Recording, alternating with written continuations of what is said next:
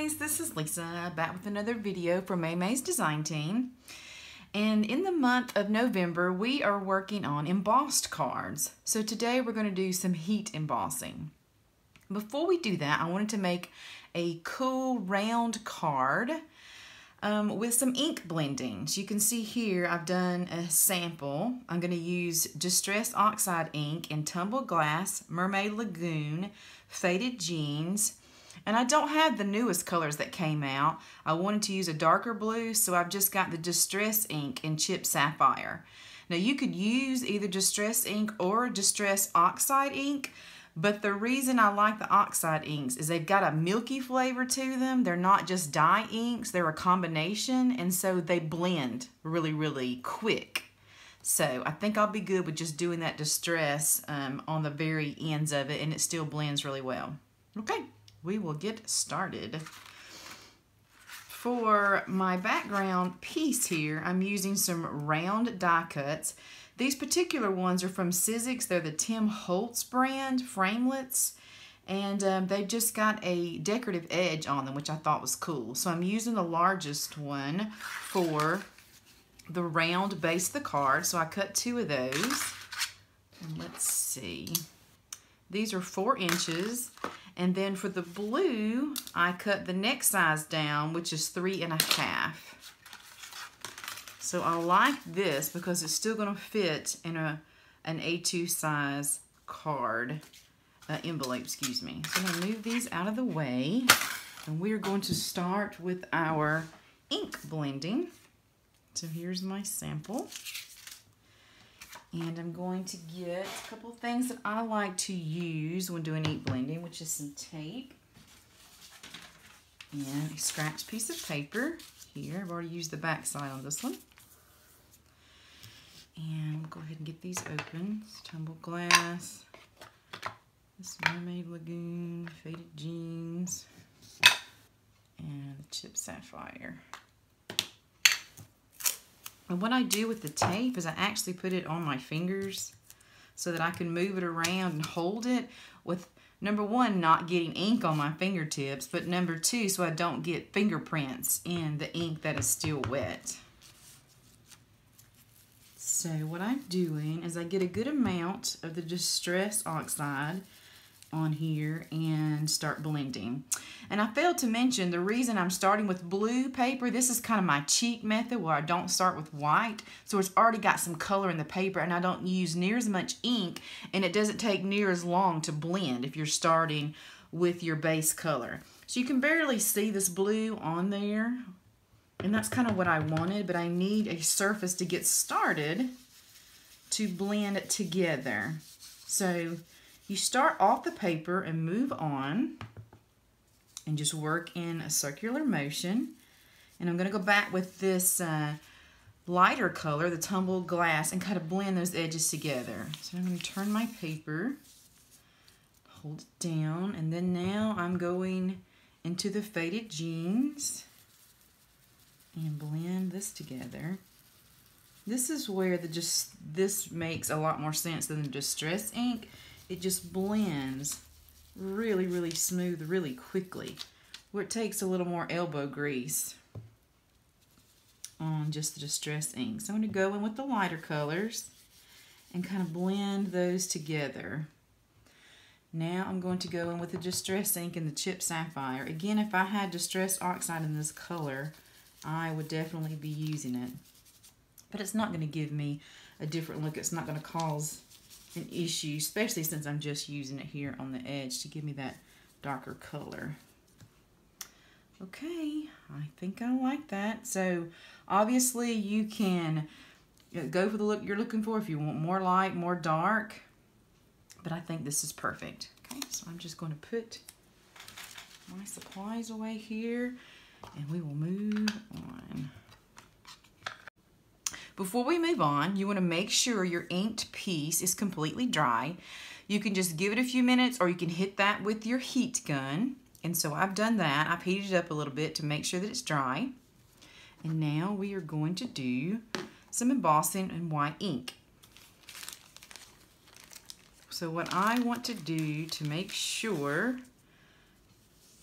that this turns out with some crisp embossing is to use my powder tool. Get that nice and powdered up.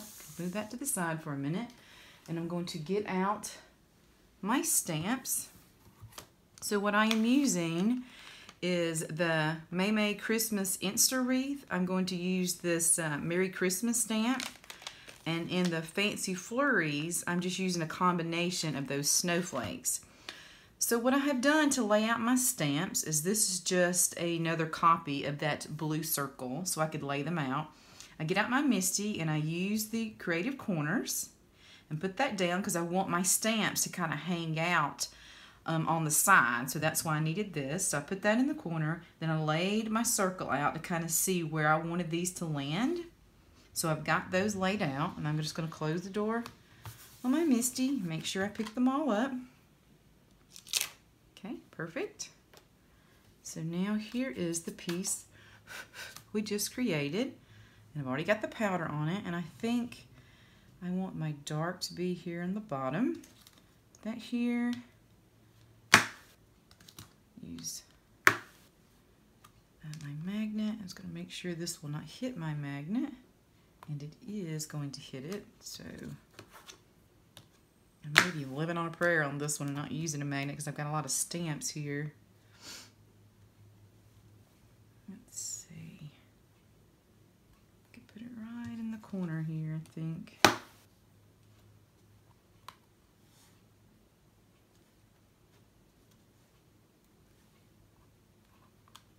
Okay, I think that's going to do it. All right. Now I'm going to use my Versamark stamp pad. And I'm going to make sure I get a good coverage here on all my stamps.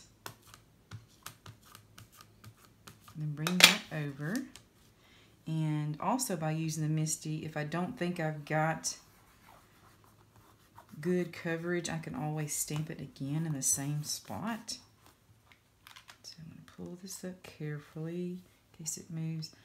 That looks pretty good. Looks pretty good. I'm going to go with that.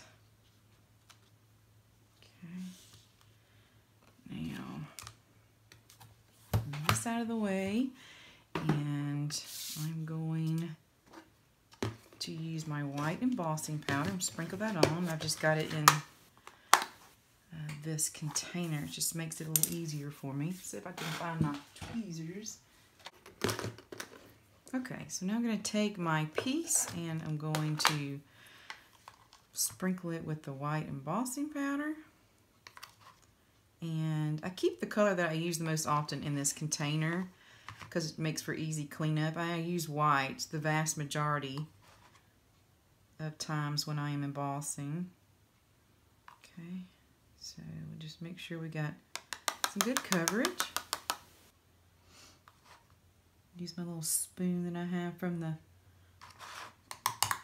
trip to the ice cream shop. I always save them just for this purpose, for crafting. Okay, that looks pretty good. And I think the powdering worked. I don't think I have really anything that I want to scrape off. Okay, so now I'm going to heat up my heating tool and I will emboss this sucker.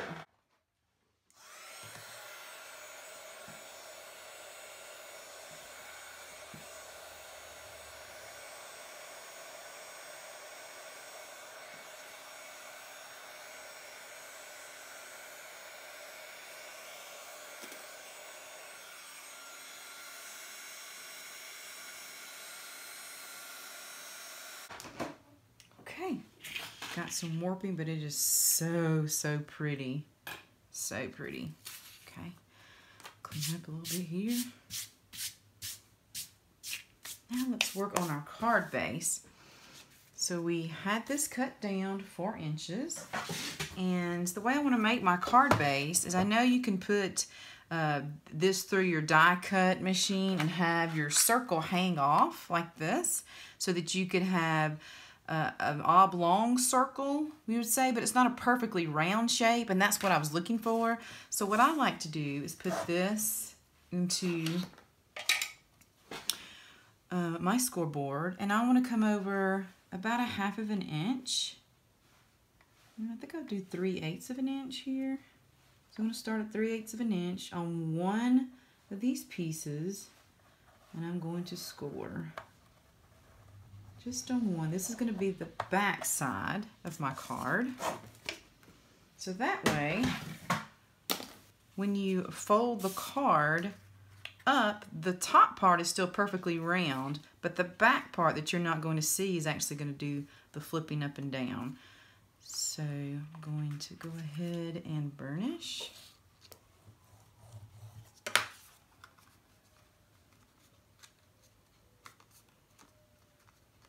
Okay, and then I'm going to go ahead and glue that. I think I'm going to use some tape. Yeah, I think it'd be easier to use my art glitter glue, even though it may come out of some of these sides because this is pretty decorative. Okay, so I'm just putting that up into the score line.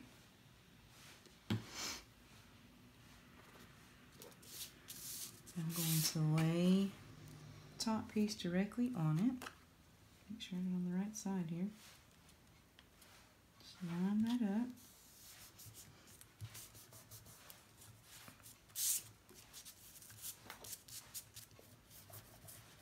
Burnish this into place. So now when I open the card, only the back side folds. I'm going to make sure, yeah, I burnish this again. So it's working, yeah, properly. Awesome, awesome. So now this circle, this is a 1/2 inch less, so it's 3.5. It's going to go down. I'm going to make sure I get good coverage here because I did have quite a bit of warping. I must not have let my gun get hot enough. So I'm going to put quite a bit of art glitter glue. I'm going to make sure I get this lined up correctly. So here's the top. Oh, so cute. Yeah, that's what I was looking for. Yeah, so now you'll never be able to tell that I overheated that a little bit, that it was warped. No one will ever know. So now, to finish this off, what I'm going to do is add a few sparklies. As you can see, my embossing was not perfect. My S is a little off, so instead of starting over, which I'm going to make a few of these, I just thought I would kind of cover that up. It's just a little area. Just kind of make it look like I meant to do that. Because believe me, I am never going to be perfect here. So I'm putting just a few dots, art glitter glue, and I'm going to use this jewel picker. And I'm going to pick these up and just lay them on top of that glue. Easy peasy. So these are just some different sequins that I've gotten on sale, Michael's and a few other places. Just an assortment. So just gonna keep picking these up, putting them down in the art glitter glue. It's not a perfect tool, but it does help. It does help not get your fingers all in it. See, that's why I should never touch it. So I'm going to let that dry, and that is our card for the day. I hope that you love it. Merry Christmas to you, and I hope you've gotten started on all your cards. Have a good week.